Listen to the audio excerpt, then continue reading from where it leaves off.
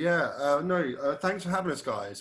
First and foremost, like it's a real pleasure for us to be here and to be able to talk to you guys and let you know, what it is that we do and how we think that we're slightly different from the other unions and why it is over the past few years we've managed to rack up a sort of string of David versus Goliath victories. Before we get into that, I'm just going to introduce myself and I'm going to get the team to go around and introduce themselves as well. So my name is Kane. I am the editorial lead on campaign communications, and that is a job that I share with my very good colleague, Gabby, who is going to quickly say hello as well. Hi, everyone. I'm Gabby. I'm also an editorial lead on campaign communications. And then we have Yulinka, who is our visual lead on design and all things website and other and graphic and related. Does amazing work. Yeah, I think you said everything, Kane. Great. And then we have Molly. Molly is a UVW veteran who has been involved in so many campaigns and is a lead organizer, caseworker and rep, part-time translator. Yeah, Hi. beavering away translating. And then we have Petros, who basically, he's the co-founder. So yeah, Petros, introduce yourself. Hello everybody, it's a real pleasure to be here and I'm really happy to see 62 people, which is a great turnout, but thank you for the invitation. So what we thought we would do to begin with is just, obviously, as I say, Petros is our lead organizer along with Molly, an experienced rep, and he co-founded this union from nothing. So I think to begin with, for the first 5 minutes, whatever, we're just going to get Petros to tell you guys why it was that UVW came into existence, what it was that UVW was trying to achieve, and what Petros is, and obviously our amazing members as well, because it's not just the staff, it's the members who are at the core of this union, what it was that they were trying to achieve. So Petros, over to you, mate. Thanks a lot, Kane. Can someone just let me know how long I should be speaking for at this point? I'm going to message you via WhatsApp if you go on for too long. Don't worry, it's all going to be good. Crack on. Did someone say 5 minutes? Did I say 5? We're going to do 5 minutes on the history, and then I think we will move into just the way I'm looking at this, guys, is pre-crisis organising. So what it was about UVW before the crisis that we did, what made our organising model unique, and then we'll go into the actual, how we're reacting to the crisis. We've got Chet in here, an amazing member of UVW, who's been organising his colleagues at St George's University and Hospital. And he's going to talk to you about what it's like organising and stuff in this crisis as well, and the campaign going on there. But yeah, Petros, if you want to kick off for 5 minutes just about what the history of UVW is, why it emerged, and also then going into sort of the bigger campaigns like St Mary's, LSE, we'll take it from there.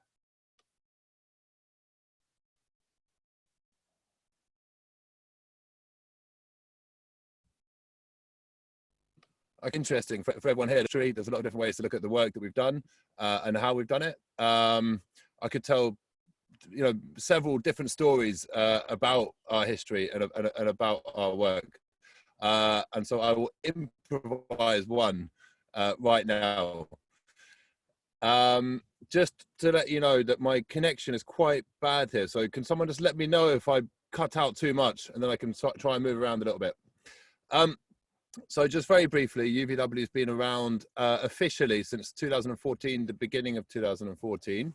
But our early days didn't really constitute that of being a trade union. We were really just a couple of people. So we started with a handful of cleaners from the Barbican Centre and a handful of cleaners from Burberry, the big fashion chain. Our aspirations, our hopes at the beginning were simply actually to provide effective representation and to be able to take the type of action against employers in the lowest paid sectors, the most exploited sectors that we knew was necessary. And what I think might be interesting for people is why we didn't end up joining Unite, GMB, Unison, or other unions around at the time.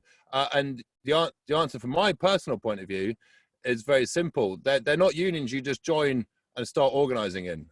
In fact, they've got big doors that you have to have a lot of, you know, you have to knock them down, and that's if you're lucky enough to be in a position to knock them down. We needed autonomy. We knew that to organize workers in the low paid sectors of the economy, of the most precarious sectors of the economy, that autonomy is crucial, because you have to be extremely quick to react. You have to be extremely robust in the type of action you take. You've got to take risks that simply wouldn't be possible without that autonomy and independence, which was so important for us. So that's really why we formed ourselves. And what I would say is that since we formed, our early couple of years, our first year wasn't really, we were just meeting with random people. We didn't have an office until 3 years into our history. So we were having to meet workers and hold meetings in pubs and bars and cafes and parks, and that's how we did it. And then we came across a communal site called the Common House in Bethnal Green, and we started to use that for meetings, which is a great space, really helped us. But since then, what we've done is just tried to develop and grow through practice. I would say that we've never ascribed to a particular political philosophy. We've never ascribed to a particular type of politics or even a particular type of trade unionism. But what we've done is simply reflect on our practices and then develop a strategy based on what we have seen to be effective, both in the way that we structure ourselves and in the way that we carry out disputes and campaigns and organize and represent workers. So we very much we taught ourselves essentially through reflection and through what I would describe as sort of a permanent dialogue, a permanent conversation. And that continues to this day. We don't want to commit ourselves to particular structures or methodologies or strategies. We think that if the structures, methodologies and strategies existed that were the most effective ones in organizing low-paid, precarious and migrant workers, we wouldn't really have low-paid and precarious workers. We would certainly have migrant workers, but we wouldn't have low-paid and precarious workers. So clearly, there aren't the structures and strategies in place that have been developed yet in the history of the trade union movement to tackle these issues. And so we don't claim to be holding the gospel answer to what needs to be done. All we do is experiment. We try new things. We try and use the law very aggressively and very creatively. So, you know, the law is always a bit of a sideshow for us. It's always just an extra layer of leverage in our disputes. But we are challenging outsourcing, the entire legal framework of outsourcing, which 3.3 million workers in the UK currently work as an outsourced worker. So given basically to a private, thrown to the lions of the private contractors. But really, it's always been about direct action and collective action for us. We've supported workers that want to strike when there's only been 2 workers in a workplace. I think that's the smallest strike in British history, which we're very proud of to have organised and won. We've also organised strikes that have been the biggest amongst cleaners in the history of Britain at the time, which was at the London School of Economics. We've organised the second biggest strike of outsourced workers in the NHS, which was at St Mary's Hospital, which ended outsourcing in an entire trust, one of the biggest trusts in the country. Likewise, our disputes at the LSE ended outsourcing at the LSE. Those 2 disputes are the only 2 disputes in the history of the UK union movement that has managed to end the plague that is outsourcing. So that's higher education and the NHS. We've also won 30 other disputes since our inception. These are significant campaigns. So these include small strikes, big strikes, long strikes. We organized a strike that lasted 61 consecutive days. We've won a lot of disputes without having to strike, but we've always been ready to strike. So something that we incorporate into all of our strategies is a full commitment to carry through the fight until the very end. And if we happen to win that without having to take the fight to the end, that's great. We'll have an early celebration. But something else that we do is very much, we see each dispute as an opportunity to build another dispute. There is no dispute which is the end of all disputes. So each dispute is very important in its own right in order to win the material gains that come from that dispute. And we've won significant material gains. We estimate that we've redistributed to the lowest paid most precarious and predominantly migrant workers in the region of about £30 million over the last 5 years, just through our disputes. That's through winning wage increases, that's through winning enhancements in annual leave and sick pay and other benefits. And in fact, at Harrods, when we organized a dispute involving the chefs and the waiters there, we ended up winning what amounted to £2.5 million a year, going back to the waiters and the chefs at Harrods throughout the course of that dispute. Those were that money was from the tips that Harrods was taking from their waiting staff at the time, and we forced them to actually leave the tips to the workers that they were left for by the customers. So I think that what UVW is doing, what I hope is different, is firstly, we're not ascribing to traditional structures and strategies. Secondly, we really do take risks. And by risks, what I mean is we're willing to put the union's liability on the line, which a lot of unions are quite averse to doing. If that's legal liability, we're willing to push the boundaries of that, because the types of struggles we're involved in require those kind of risks. And at the end of the day, if we want to play it really safe, and I'm not talking about reckless risks here, we have to obviously ensure that we don't do anything that might jeopardize our existence, obviously, you know. But nonetheless, I think there are ways to push the boundaries that don't jeopardize our very existence. And I think we would like to see more people, more unions at branch level or national level trying the same thing. And I mean pushing things legally, I mean through the actions that we do. So we've taken, you know, we've occupied companies' offices, you know, we've blocked streets, we've stormed board meetings, you know, we've organized picket lines at hospitals, which a lot of people found quite controversial. But when we took on Imperial Trust, it was a really big decision for us to sustain what was a very loud, almost carnivalesque picket line over the course of about 6 weeks, which was disturbing patient care. And that's just one example whereby that was the decision that our members that were cleaning and portering in that hospital had to take. Either we stood quietly in the corner leafleting patients as they came out of the hospital, or doctors and nurses as they came out of the hospital, or we did everything that we possibly could to make sure that we made their lives a living hell. I don't mean the patients' lives, I mean the hospital managers' lives. A lot of the patients actually came out to support us throughout that dispute and to show solidarity. But nonetheless, we haven't seen that yet take place on a scale which we think it needs to take place on. And that's just one example. So where we're at currently is, since May, we just had May Day, and since May Day last year, we've seen 2,000 workers join UVW. So we're seeing significant growth. Since coronavirus, about 35% of those have joined since coronavirus. That's 700 workers that have joined since the outbreak of coronavirus just in the last few months. And what we've also seen in UVW's trajectory is a really exciting diversification of both demographic and the type of work that workers are joining UVW. You know, we started in the Latin American community, but now we're representing workers across the economy.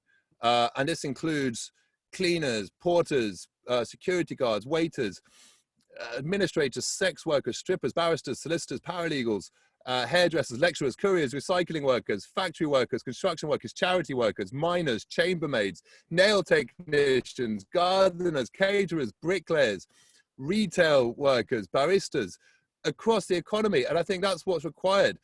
We can't have such tightly defined branches of workers.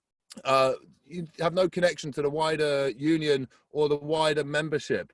This segregates and divides them in a way which doesn't inspire solidarity or collective action.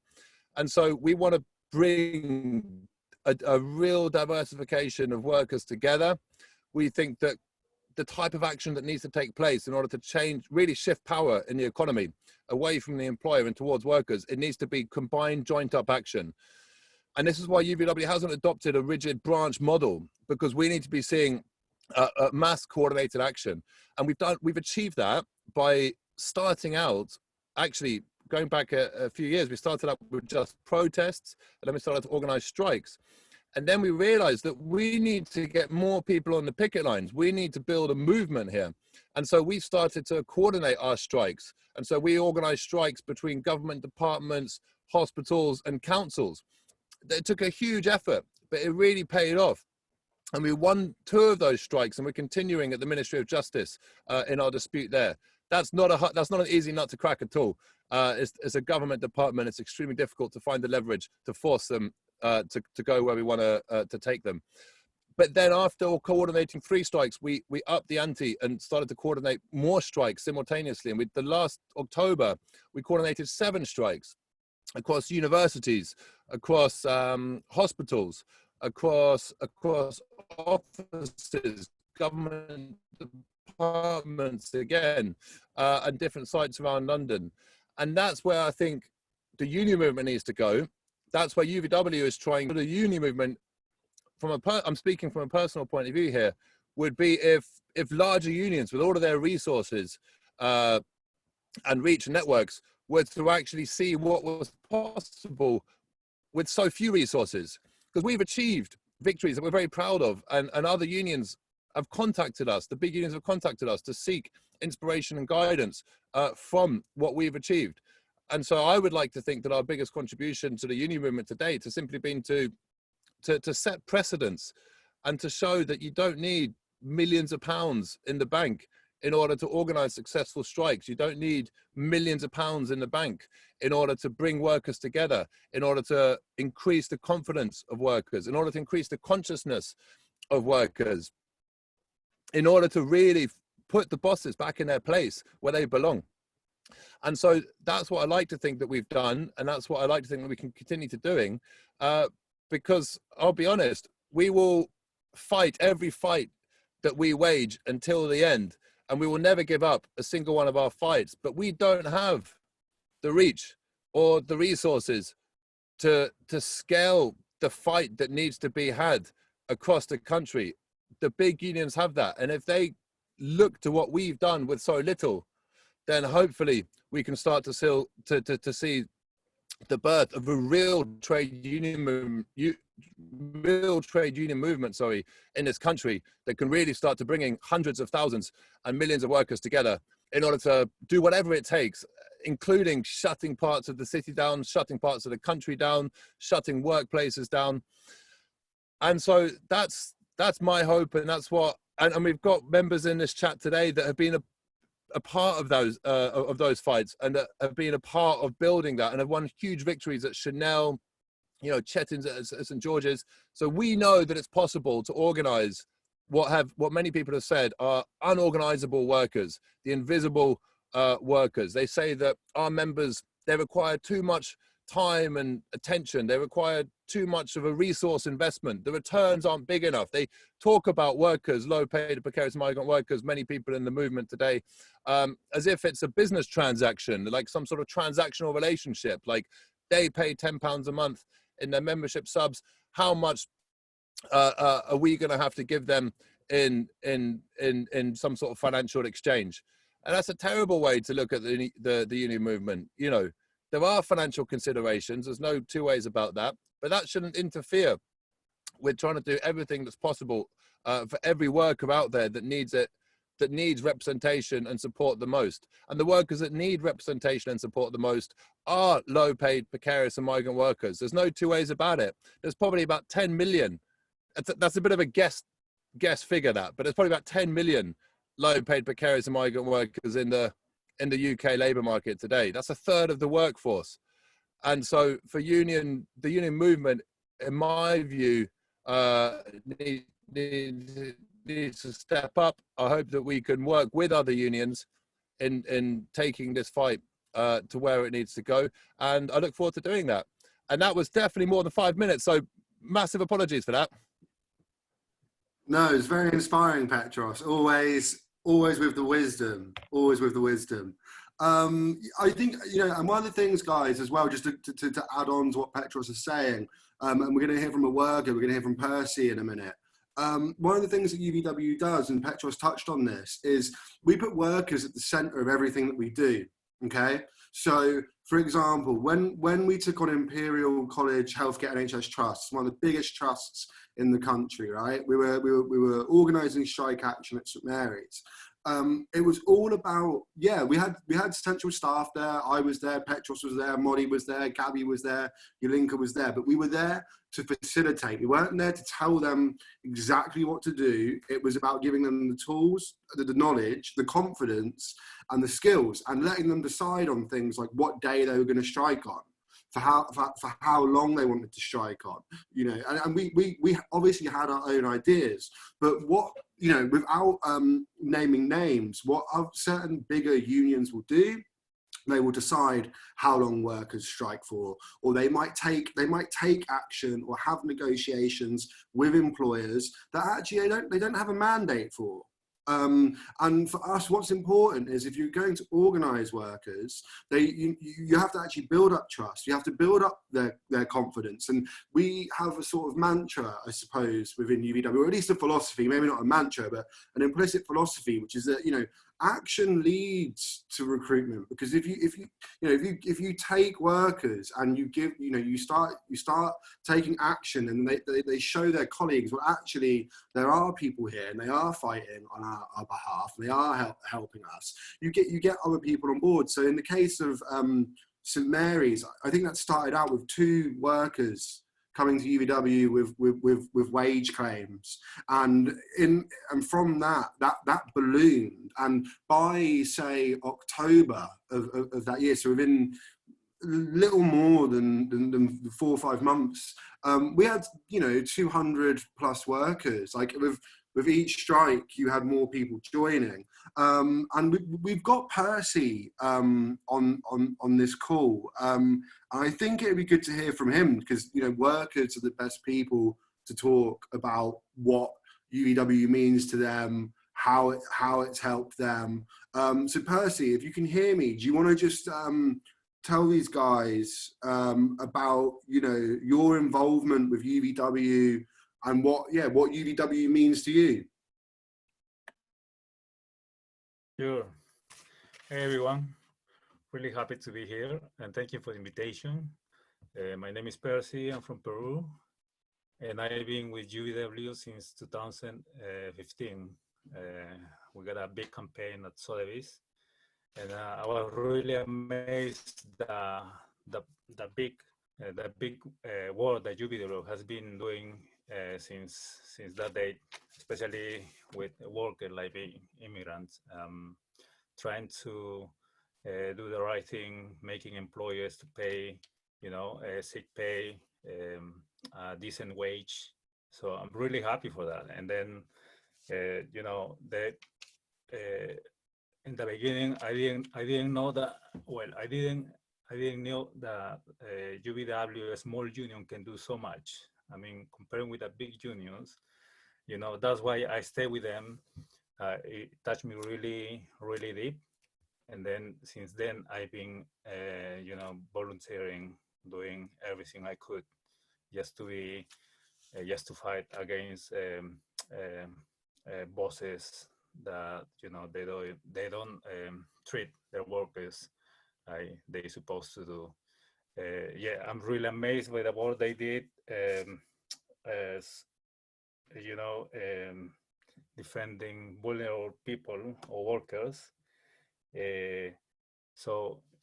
I'm what else can I say? I'm really proud of it and be part of it. So that's my opinion. So to add to what Percy was saying, we'll hear from Chetan in a minute. One of the things UVW does as well, we grew out of the Latin American community. And I think this is what Petros has touched on. There's a dogma within the trade union movement. Some people really do believe, it's not worth organising. It might not be worth the time or the effort to organise migrant workers, or it might not be worth the time or the effort to organise gig economy workers or precarious workers, because they don't have the same industrial muscle, supposedly, as nurses or doctors. Now, obviously, if you get 200 cleaners in a hospital out on strike, don't tell me they don't have industrial muscle. And so one of the things that UVW tries to do is we try to build a community around UVW. It's not just a union, and it's not we're not just providing a service. We're not trying to get people just to join for X amount of pounds a month, and then they get a service in return. We're trying to create a culture where, and this is yet again what Petros touched on, we've got barristers and paralegals. We want those barristers and paralegals to talk to low-paid, Latino workers, and we want sex workers to be in conversation with architects. We need to build across sectors and build industrial muscle, and a part of that is building a community. And so, you know, it is things like, you know, actually, yeah, organising workers who've been deemed unorganisable. They're not unorganisable. It's, you know, it's a dogma. So, you know, I think we'll hear from Chetan. So to give you a bit of background, you know, Chetan works at St George's University. St George's University, and now that is one and the same building as St George's NHS Foundation Trust, so it's a hospital. Now Chetan and his colleagues are all BAME, BAME and migrant workers, and they're outsourced on atrocious terms and conditions, and they're fighting to be brought in-house. I think if Chetan can tell you about the way that we've been treated during our strike action and the intimidation that these guys have faced, I think that will give you a really good insight into the nature of our contemporary economy. So Chetan, do you want to just tell the guys about, you know, what's going on at St George's and the struggle that you guys are waging and what it is you're trying to do? You're muted, mate. You need to unmute yourself.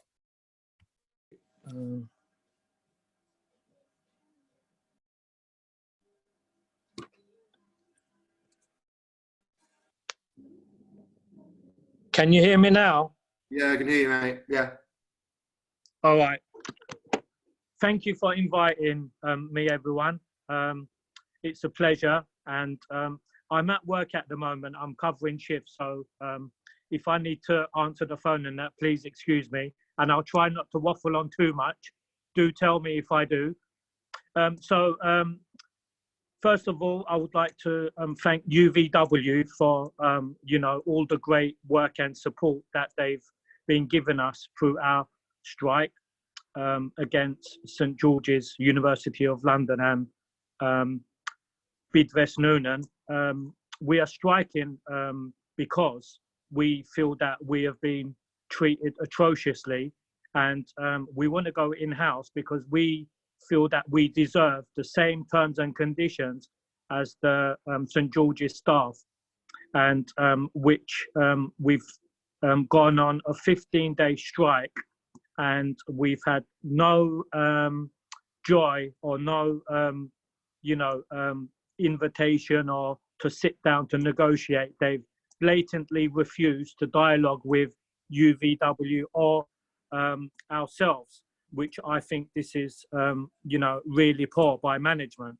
And on top of that, when we did start our strike days, on the first day, they contacted the police, and the police turned up, and they informed us that it was illegal for us to strike, and they tried to move us on. Because we refused, they've arrested one of the UVW barristers, Frank, and I think they realized within a couple of moments their mistake, and they you know, de-arrested him.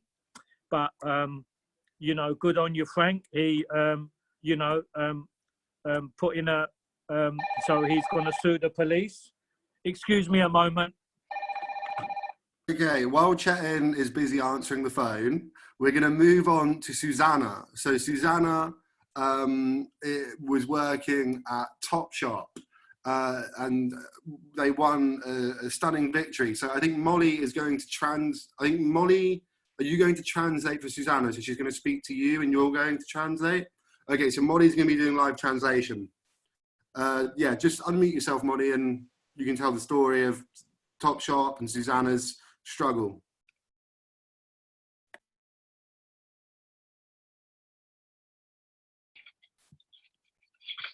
Okay. Bueno, Muchas gracias por la invitación, primeramente. Firstly, thank you very much for the invitation. Y estoy muy contenta que a pesar de todo lo que estamos pasando por la pandemia, eso quiere decir que ni siquiera enfermedades nos pueden separar y siempre estaremos juntos en las buenas y en las malas. And I'm really pleased that in spite of everything and in spite of coronavirus and the havoc it's wreaked, this has showed that nothing can separate us and pull us apart. Nos ha demostrado ahora en estos momentos más difíciles que tengamos más unión y eso es lo que más funciona en todo el mundo. Se ha visto mucha solidaridad en parte de todos.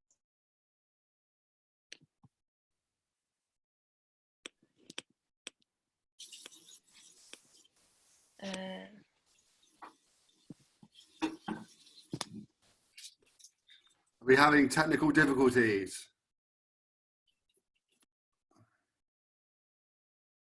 Yeah, where's Susanna gone? Oh dear, where has she gone? She dropped out of the meeting, but we've let her back in, so we'll see if she reappears. If not, Claudia, do you reckon you can quickly, Claudia, do you reckon, so everyone, this is Claudia. Claudia is not only an amazing UVW veteran, she's now a UVW staffer as of this week. So, you know, round of applause for Claudia. Claudia, while Susanna's reconnecting, do you want to tell everyone how you got involved in UVW and just, yeah, what it means? Absolutely. Yeah, absolutely. Thank you, everyone. Amazing that we're here today. I'm sorry I got a little bit delayed. I promised a special meal for my kids, with my kids, so we're cooking, so I couldn't be late for that. Right, so how did I get, so first of all, I absolutely love UVW. I don't think I could love UVW any more than I do already. It's changed my life. I'm a former cleaner myself. I used to clean when I came to the UK. I came to UK, I'm Bolivian national, and when I came to UK, I was cleaning in 5 jobs. I was working 110 hours a week. I was almost deported 3 times, tipped off to the home office because I didn't have the visas to work the right, full time. And other nationals that felt quite, bothered by me, they basically tipped me off to the home office just for working extra hours. My employers exploited me a lot, and one of them requested me to work, and he said that he would pay me. He wanted me to, he would give me my check, and then but I needed to pay some sexual favors, he said. And that is the situation that happened to a lot of workers. At the time, there wasn't any trade union like UVW. I was scared. I spoke the language just about, or well enough, I guess, but I couldn't go to police because I knew as a migrant woman, migrant worker, no one would really stand for me and really fight for my rights. So I was exploited for many years. Then I saw one day, I saw Susanna on TV, and I saw Petros. And I thought, hold on a minute, why I'm not there? Why I'm not on the streets with them? And then the next day, I just started going to UVW, and that was it. And that's the beginning of the great story. I think that life-changing moment for me. Thanks for that, Claudia. It's really good to hear. And Claudia has gone on to become an absolute UVW veteran and has just done amazing work for the union. And speaking of Susanna's case, we've now, Susanna is back, people. So great. Yeah, go back with her. Yeah, go back to Susanna. Susanna's going to tell you about the Topshop case via the amazing translator that is Molly. Amazing.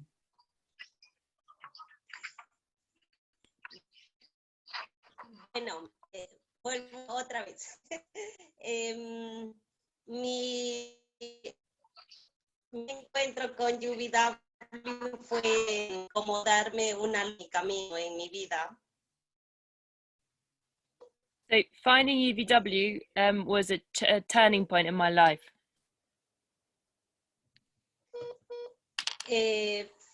Para mí, cuando yo estuve buscando ayuda por todos los lados, nadie me quiso ayudar, pero hasta que encontré a Petros y él me dio una esperanza de hacer justicia y sobre todo de esa dignidad que pisotearon con mi dignidad esos jefes.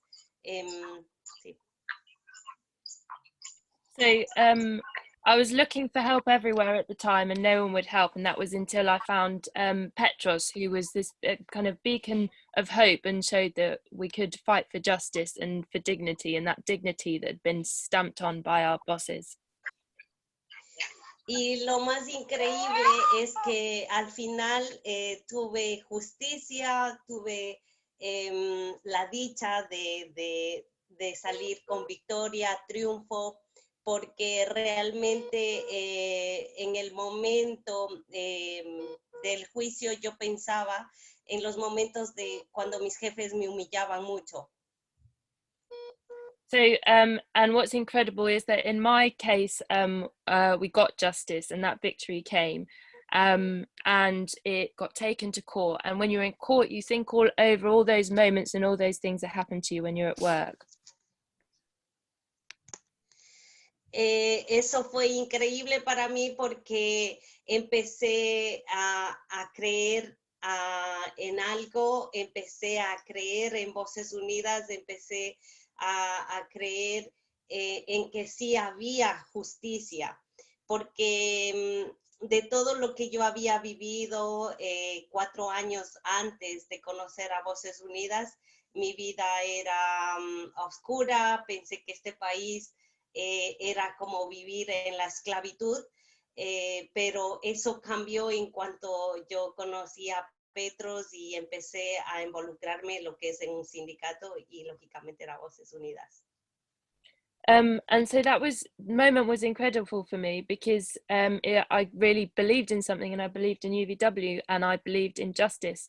And 4 years before, my life was darkness, and I thought that being in this country was like living in slavery, but that really changed when I met Petros and I became involved in the union. Y por eso yo ahora agradezco también a Voces Unidas porque me ha dado la oportunidad de seguir luchando y de seguir aportando todo ese conocimiento que Voces Unidas me ha dado, esa esperanza que me ha sembrado en mi vida, de seguir y continuar salvando almas perdidas como fui yo una de ellas. So I thank UVW for the opportunity that I've had and to help keep on fighting and to be able to pass on the knowledge and hope that I was given to other people who, like I was, are lost souls looking for hope. Y por eso para mí es muy importante día tras día que el sindicato vaya avanzando cada vez más con educación, que toquemos puertas en todos sitios donde todavía viven en silencio, viven sufriendo. Entonces, esa es nuestra lucha como comunidad, como sindicato y como una trabajadora más. Yo siempre estoy tratando de que algún rato, yo sé que vamos a llegar a hacer un cambio que sea muy visible y que ayude para nuestro bienestar como trabajadores.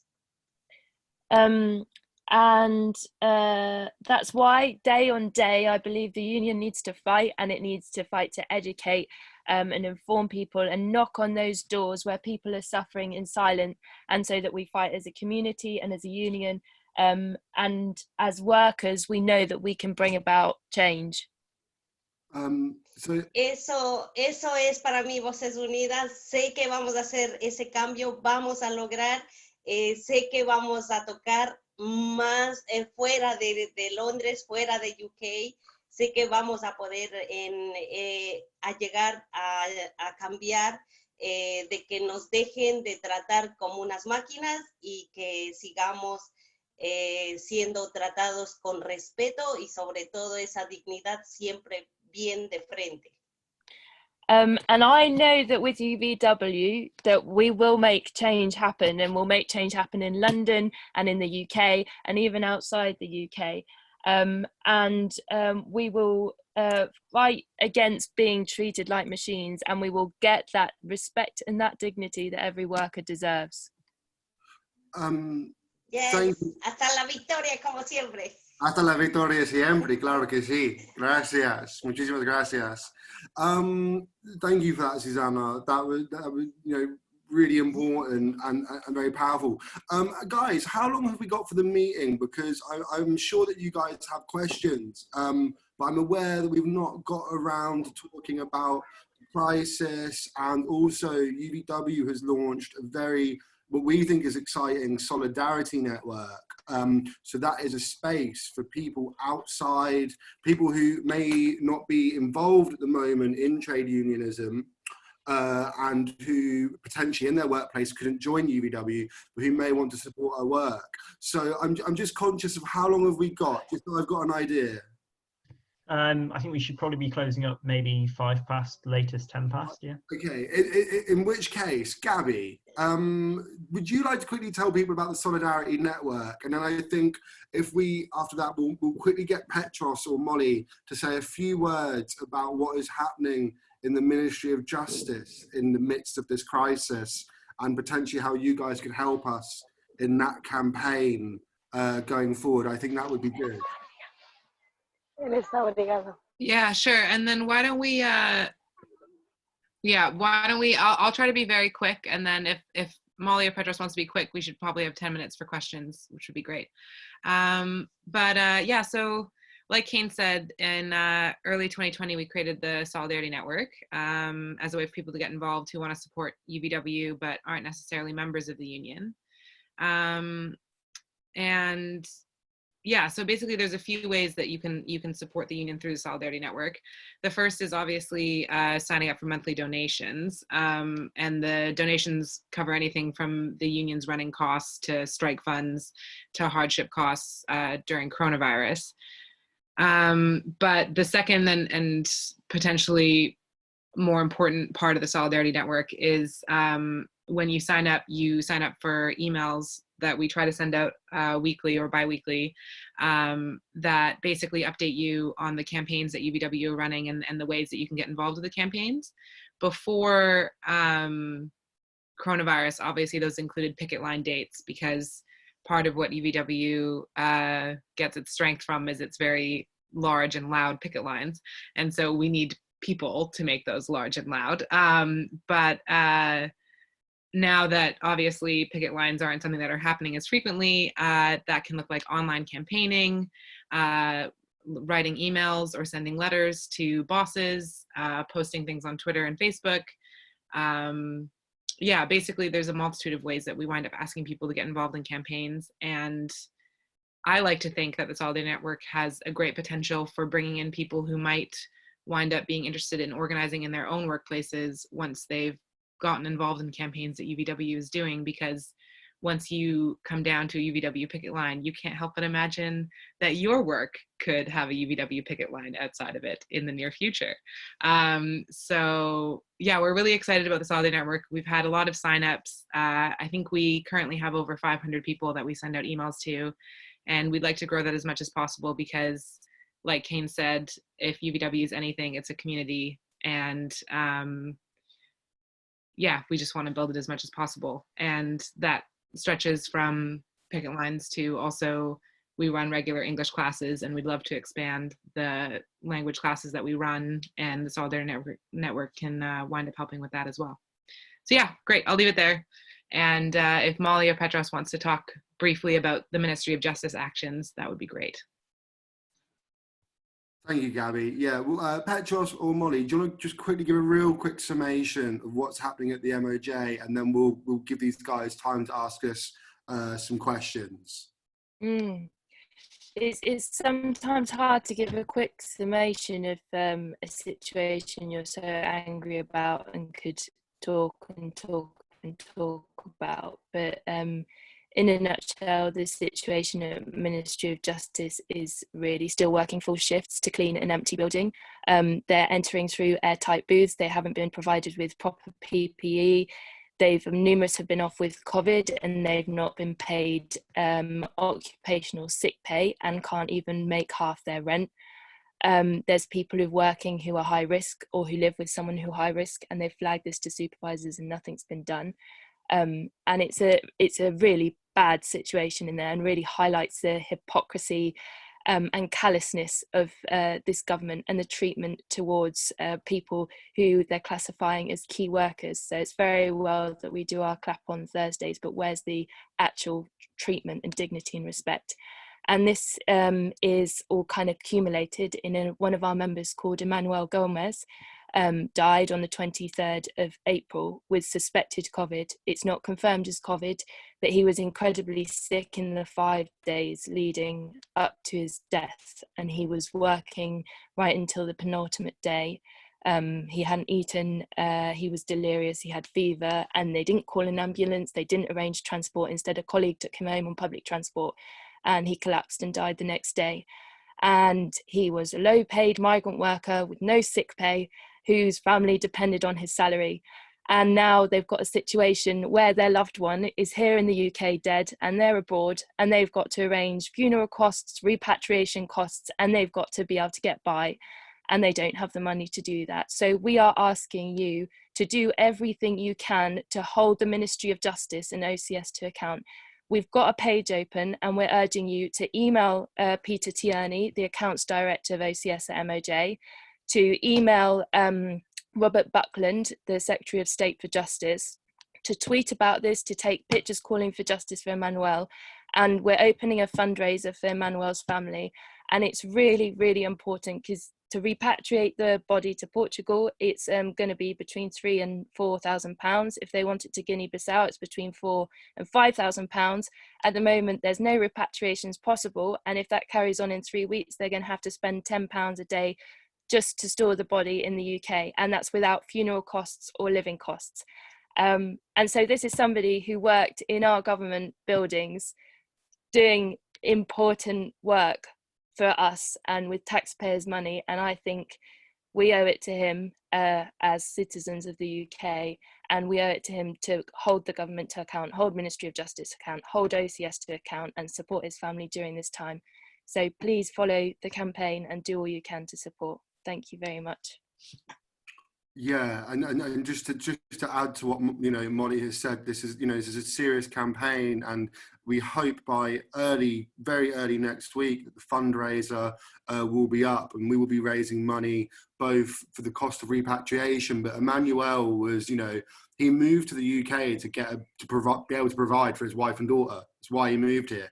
He left Portugal to be able to provide money for them, and all of the money that he earned went to them. So not only will we try and be, covering the costs of repatriating his body, which could run into even potentially to like tens of thousands of pounds, especially in the current climate. Also, we want to be able to support his family and give them some money which is never going to bring back Emmanuel, but will obviously help them in the immediate term. So I think as well, this brings us to the topic of what it's like to organise in the crisis. So if you guys want to ask us questions, both about what it's like to organise in the crisis now, or just more general questions about what it is that we do, then I'm sure myself and my colleagues would love to try and answer them. Oh, sorry. Yeah, and we have one. Yeah, we also have another worker with us here, Jacqueline, who also won, the fight for the London living wage. Our colleagues at Chanel. So if you guys want to ask her any questions about that campaign, yet again, please feel free to do so. Thanks so much. This has been absolutely incredible, and it's not done, and there's still more. I just wanted to say quickly that obviously, like, anyone can leave if they have to go, but we're going to let this run over because we don't want to restrict the question time at all. So yeah, we're just gonna go ahead. I've had lots of questions come in, so I'm going to try and sort of batch them up a bit to make them sort of manageable. So the first question is from Nanette, who's asking whether there are any historical examples of strikes or pickets or worker actions which have influenced any of you in the way that you sort of work and operate. Okay. Molly, maybe we can hear from Jacqueline, and you could potentially give some insight into what the Chanel victory meant for UVW and the lessons we took from that.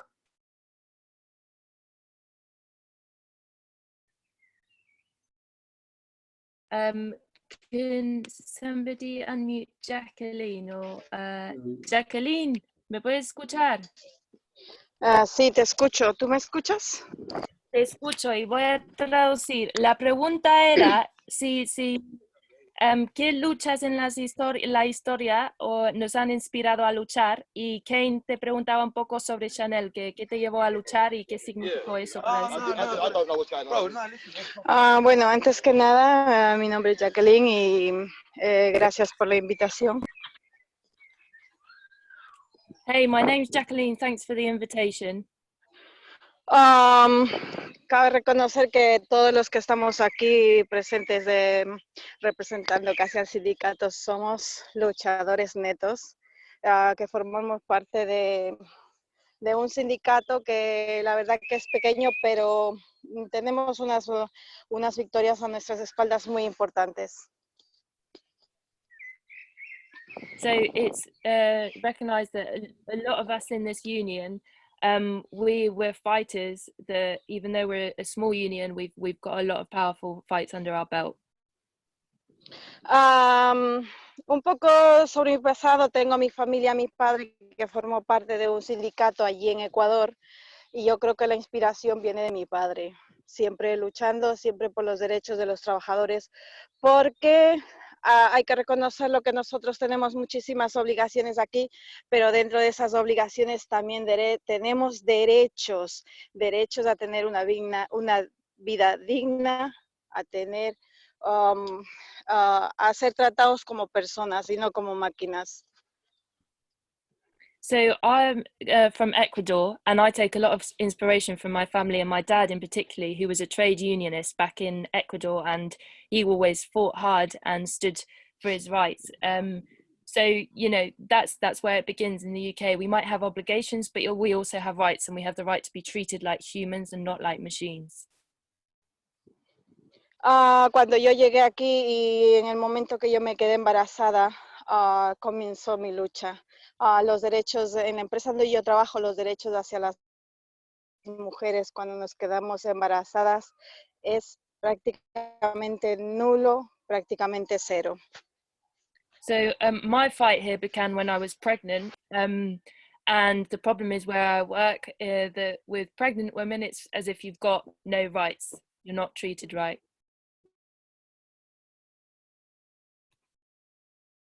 I think maybe Jacqueline's signal has potentially cut out.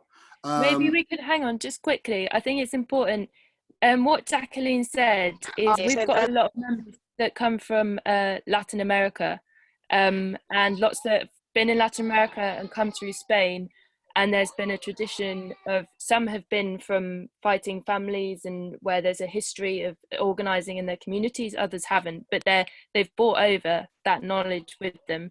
And as well, people who've been in Spain and witnessed stuff in Spain, and maybe Jacqueline's connections come back, but I know that Susanna and Claudia met Las Kellys, that they're now certified as a union, but they're an organisation of chambermaids that, like UVW in Spain, they didn't find a big union that they could fight with.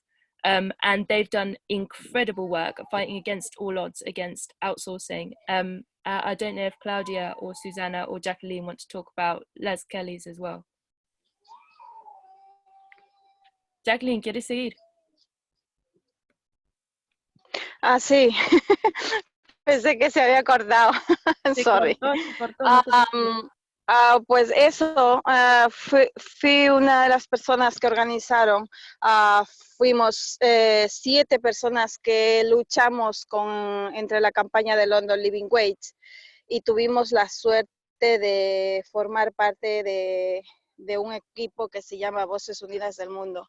Hay que reconocer que los trabajadores tenemos que estar unidos, tenemos que luchar contra nuestros empleadores. Entonces, la unión hace la fuerza tengo que reconocer que nosotros no solo hemos luchado para ganar el living wage solo de 7 personas, sino todos los trabajadores que trabajan en Londres, que son como 400 personas que trabajan en todas las tiendas de Chanel, hoy en día están ganando la campaña de London Living Wage, que es 10,55. Y eso lo tengo que agradecer al Sindicato Voces Unidas del Mundo. Y vamos a luchar y estamos en la lucha. A por ellos. Thank you very much. So just to finish off from Jackie's saying, I was one of the 7 people in Chanel that fought for the London Living Wage, and we were lucky to fight alongside the team of UVW. And we have to recognise that as workers, we have to unite to have strength to fight. And we must recognise that in just uniting those 7 people, we achieved a victory for 400 cleaners across all of the Chanel stores in London who are now on London Living Wage, thanks to that fight. So forward, onward and upward. Thank you.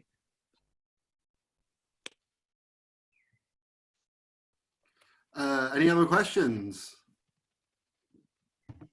Yeah. The next question I wanted to throw at you is from Josh. This is a very, very practical one.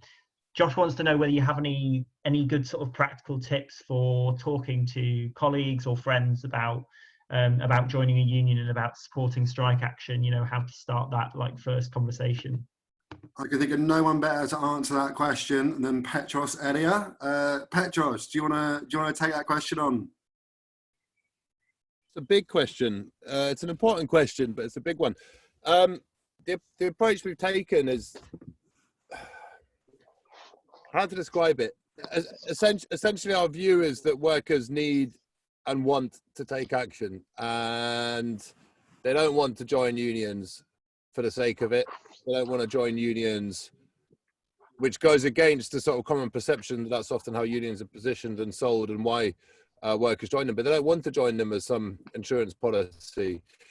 We actually think that there's a burning desire in most workers to actually take action and to confront their boss. And so the conversations, the early day conversations that we have are very much just about understanding what the issues are that the worker faces, understanding what they would like to see change in the workplace, but also inviting them into UVW as a community, to get them to see that, you know, whatever fights they may or may not have in their workplace, be that now or later, there's still value in joining UVW beyond the fight. But really what we do is encourage them to stand up, encourage them to fight. And that isn't just an empty encouragement. That's an encouragement which is backed up by the full power and resources of the union. A lot of our disputes are around inequality, so a lot of our disputes have revolved around outsourcing situations, which, as I mentioned earlier, we've managed to end the contracts of 2 outsourcing contracts. The one at the LSE was worth 5 million. The one at Imperial Trust was dozens of millions of pounds. So these are significant multi-million pound contracts that workers, through their own collective action, have managed to terminate.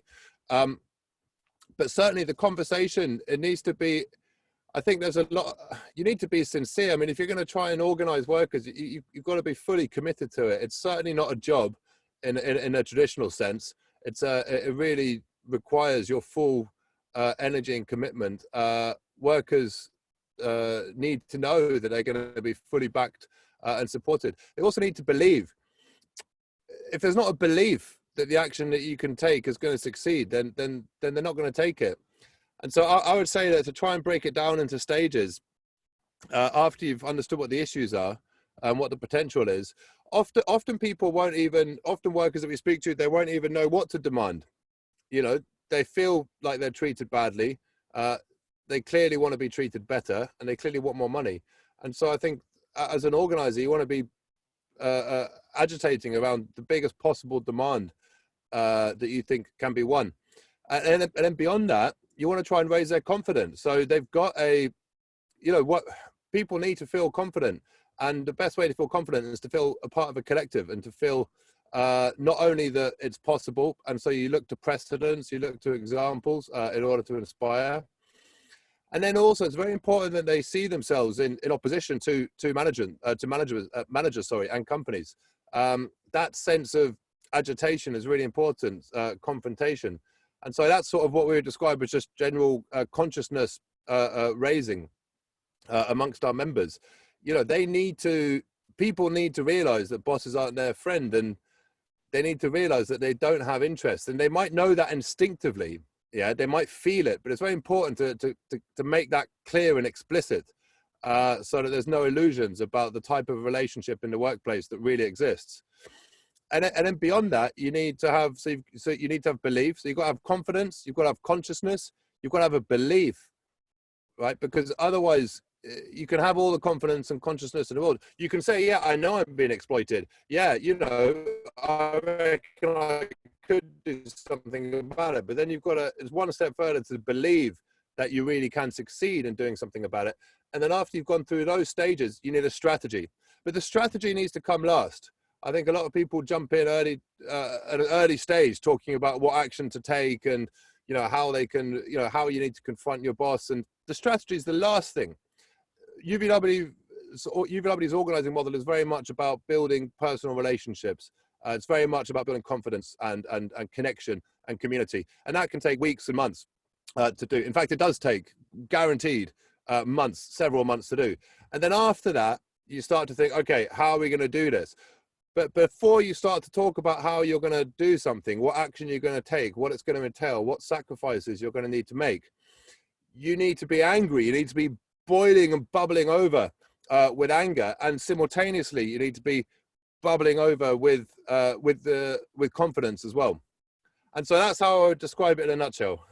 I think also is an important thing to remember is people don't want to be preached to or have ideology shoved down their throat. It's also about seeing the point of a union and effectiveness of the union, and that often comes from the person. So, for example, somebody who's recruiting in their workplace now, a colleague approached them and said, I've had my bank holiday taken away from me and I work 5 days a week normally, but I get double pay. And they simply said, that's your day, go and ask for it, go and get it. And the worker did that themselves and they got the confidence, and that other person put the confidence. And a lot of the stuff Susanna does is about putting the power in their hands and showing, you know, if they're angry about something, what are you angry about? What are you going to do about it? And then showing that they can do it. And when that's shown, and where there's trust and confidence, then other people come. But I think that's something that Chetin and Jacqueline and Susanna and Percy, they've got more experience. Obviously, Petros and to an extent me, we're external organisers, and there is a difference. But Jacqueline, Susanna, Chetin and Percy and people like them have been in their workplaces and managed to get the trust and confidence from colleagues against all odds. So they might be best placed to say something as well if you want to hear any more. Yeah, definitely, it'd be fantastic to hear from. Yeah, Chetin, you got cut off earlier. Do you want to come in on this? You need to unmute yourself, mate. Okay, can you hear me now? Yeah. Okay, so since we've been striking, obviously we are outsourced, like the cleaners. The cleaners are outsourced to a company called Churchill as well. So I think the cleaners have seen with their own eyes that we are standing up to management and fighting for our rights, our dignity and what we deserve. And within the last couple of months, we've encouraged 12 members of the cleaning staff to join UVW, which I think is a great result.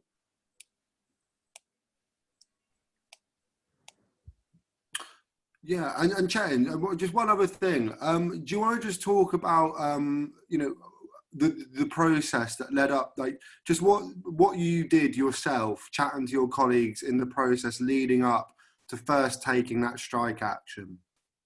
So, okay, so in my previous job, I used to work for Imperial College London, and we used to be in-house. So I knew what the benefits were. And I knew, you know, coming here, I got made redundant after 25 years.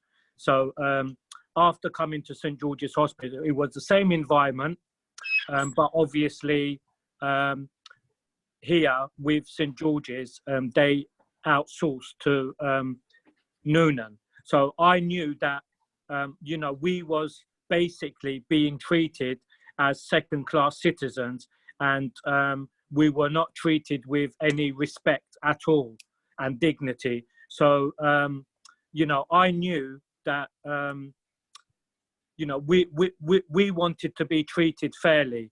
And that's why we took the initiative to, you know, get in touch with UVW and put our case forward. And we believe that, you know, we should be all treated the same and with dignity and respect, which at the moment, we are not being treated with any respect or dignity at all. Look, the university has, they're on lockdown, and their staff are being furloughed, along with the students have been obviously told not to come in. Because we're outsourced, we're still having to come to work, which most of us are not happy to do so because of the working conditions, and we are embedded within the NHS Trust, and we are being forced to come into work because we are not getting the benefits, we are not being paid sick pay, and you know, we've got various concerns which we have highlighted to management, and they took no action whatsoever until we got in touch with UVW. Just the basic, you know, PPE.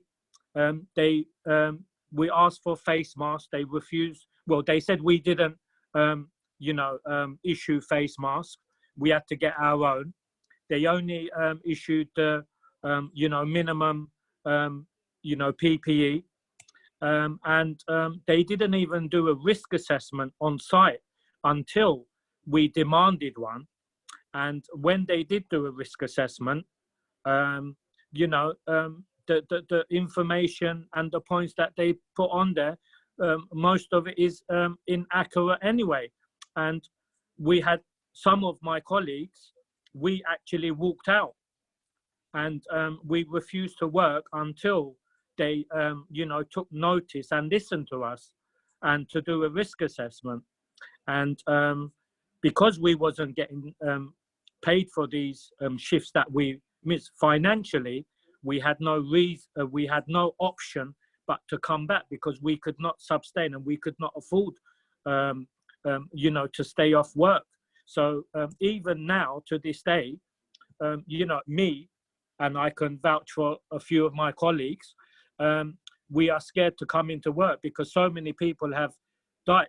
Just recently, we've heard that 3 of the mighty cleaners, I was talking to, you know, a couple of the trade unions, GMB and Unite, 3 of their members died, you know, on site at St. George. And as you know, St. George's is one of the highest, you know, death rates within South London.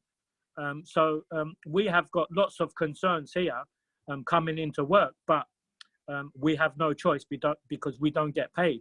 And obviously we've got bills to pay, we've got families to keep. And, you know, hopefully this will put added pressure on St. George's University to listen to us and to dialogue with UVW and see if we can, you know, sort things out and come to some sort of agreement. Hopefully this is what we would like to happen sooner rather than later, before, you know, some of our colleagues die as well, because, you know, some of the cleaning staff and 2 of my colleagues have actually, they were off work, self-isolated, because they thought that they had the COVID-19 virus. So it's very worrying, and it is, you know, depressing, but, you know, we have to fight for what we believe is our rights, and we want to be treated with dignity and respect, which we all deserve. Thank you for that, Chetan. I think it's really important. You know, these guys are working in NHS Trust. They're not being given personal protective equipment. They're on the front line. They're in one of the most highly infectious environments that you can be in. And what's happening to Chetan and his colleagues is, you know, it's terrible, but it's happening up and down the country. And it's something you have to fight back against. Matthew, do you have any other questions? Yeah, I think we've got like time for maybe one more, and then you guys can also like push the Solidarity Network, push the Justice for Emmanuel action as well. We've had questions from a few people. There's one from Les who wants to know a bit more about how, like, what specifically all you guys do to sort of build that sense of community in a city that's often quite like big and alienating. So like what kind of things do you do to make UVW a strong community? Yeah, that's a really good question. Does anyone from the team want to take that one? Claudia, go for it. Just to add something very quickly, I think what's really particular about UVW is that it speaks the language of the members. A majority of the members, not all of them, you know, it began with Latin Americans, as you know. Latinos have filled those jobs, low-paid jobs. And it's the sense of community really is felt at UVW. I think it has been transformational that people like Petros, who was, you know, the leader, co-founder of the union, spoke Spanish, and not only that, of course, you know, has the passion and belief. I mean, I don't know if there is any single person in this world that Petros cannot convince to unionize and organize. And on top of that, he says in Spanish, so it's been quite phenomenal. But I think coming to the union has been quite incredible that as a Latino member, I know that they will speak my language, celebrate my culture, celebrate my beliefs, celebrate and respect me. So I think that's what I wanted to add. That's quite transformational. And we also do in Portuguese as well. So 3 languages. Yeah, what I would just add to that is that it's not, UVW is an entire life for people. So it's certainly not seen as an appendage to a life. For a lot of people, it really makes up the largest part of their life.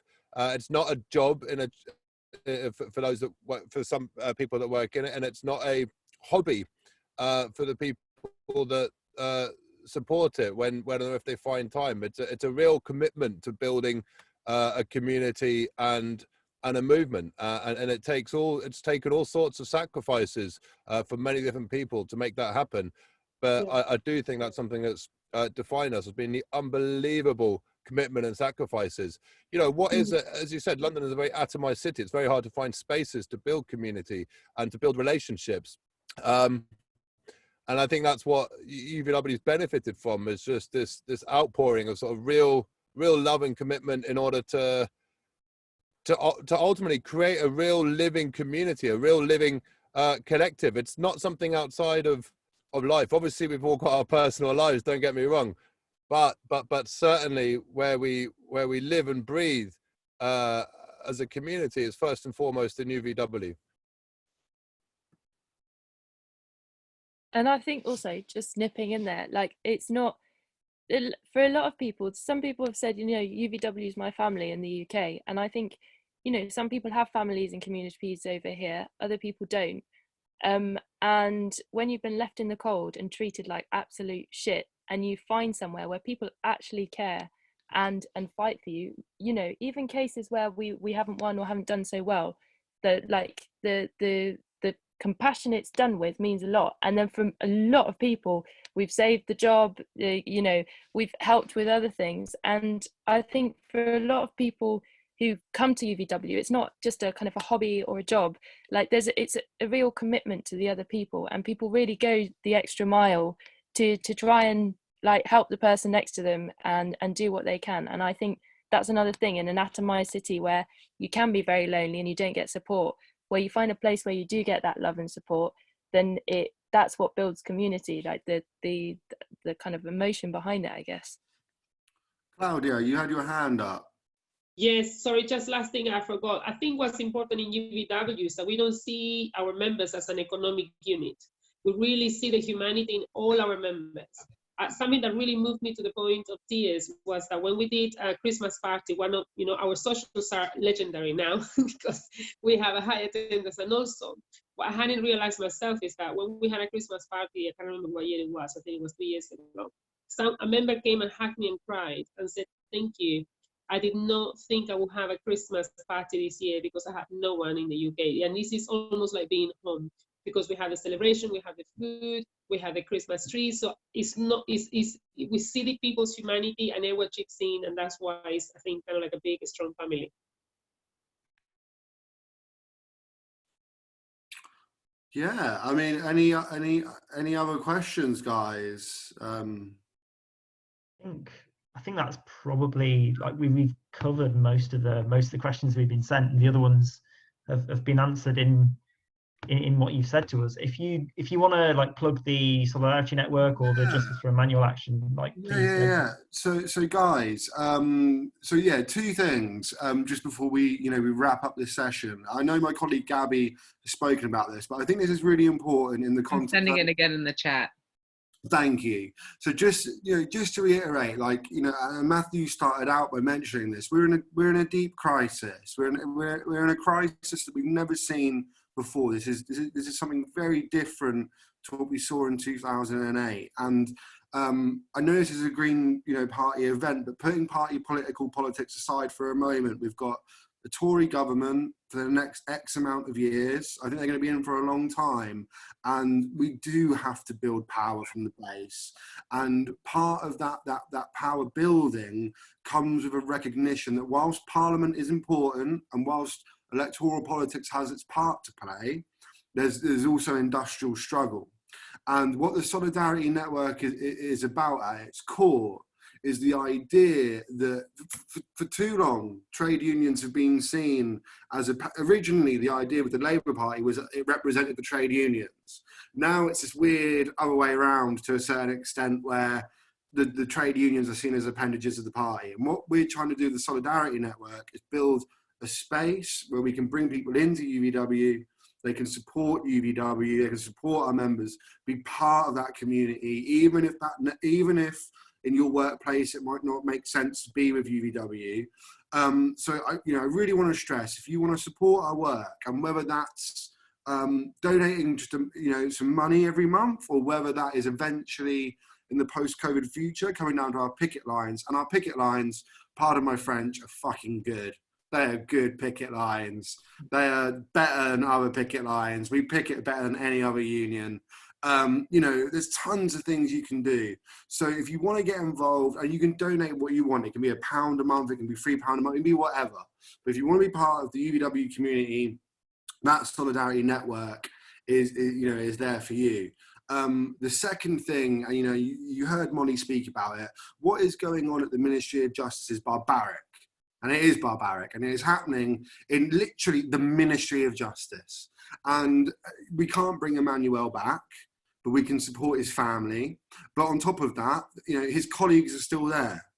UVW's done an amazing job in donating high quality surgical masks across London to all of our members, and even to people who aren't our members, to key workers.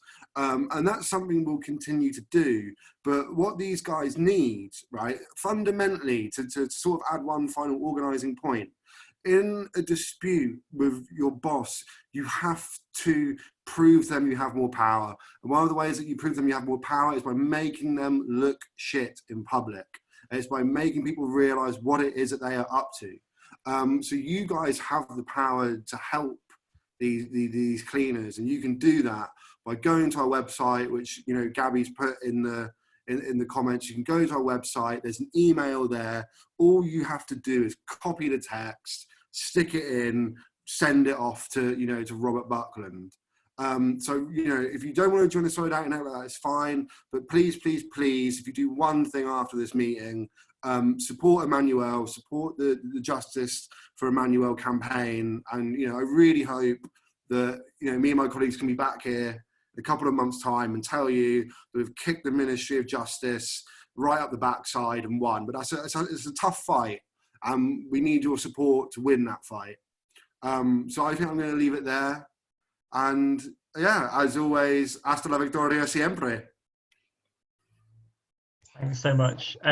Yeah, please, everybody, consider joining the Solidarity Network, and and please go and write to the Ministry of Justice and OCS Group and shame those abusive bosses.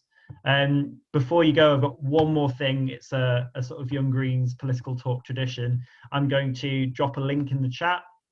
And if you've enjoyed this talk and if you want to help spread the word about these things, we've got plenty more of them coming up, then please paste this link into your browser.